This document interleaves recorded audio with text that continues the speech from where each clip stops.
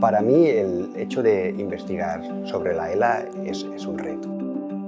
Aunque es una enfermedad minoritaria, es la tercera enfermedad neurodegenerativa que tiene mayor incidencia.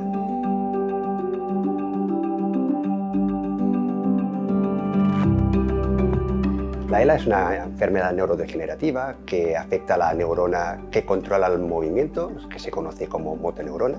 La esperanza de vida es variable, pero normalmente el 80% de los pacientes fallece dentro de los primeros 5 años tras el diagnóstico.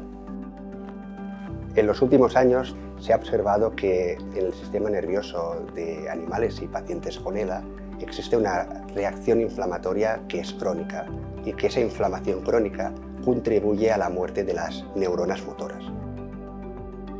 Nuestra investigación supone un cambio de paradigma de cómo tratar la inflamación. Hemos descubierto, por un lado, uno de los mecanismos que explica por qué los pacientes de ELA tienen una inflamación crónica en el sistema nervioso central.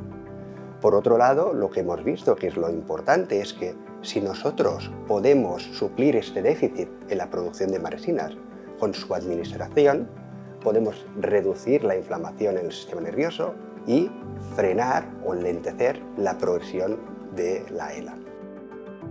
Una analogía con la inflamación crónica sería observar una autopista llena de coches que están colapsados como consecuencia de un accidente.